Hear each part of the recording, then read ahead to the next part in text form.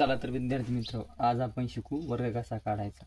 सर्वप्रथम वर्ग म्हणजे काय, त्या संख्येला गुणणे म्हणजे वर्ग। चला तर मग आपण सर्वप्रथम संख्या घेऊ।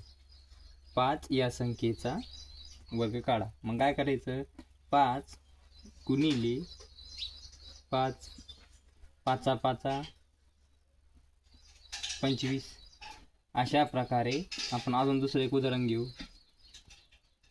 10 या संख्येचा वर्ग काढा।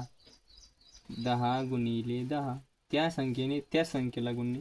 10चा पाढा 10 पर्यंत म्हणलं किती येतं, 10 10 100। अशाच प्रकारे आपण बाकीच्या संख्येचे बी वर्ग काढू शकतो। चला तर मग आपण 17 या संख्येचा वर्ग काढू। आता काय करायचं, 17 गुणिले 17, म्हणजे तुम्हाला जर असं सांगितलं असं 17चा वर्ग काढा, याला म्हणतात असं उदाहरण राहील। तर मग काय करायचं, 17 गुणिले 17, 7 7 7 49, 7 1 7, 7 4 11,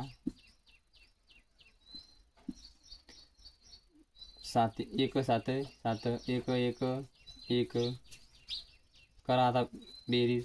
9 7 1 8, 1 1 2। अशा प्रकारे तुम्ही वर्ग काढू शकता। धन्यवाद।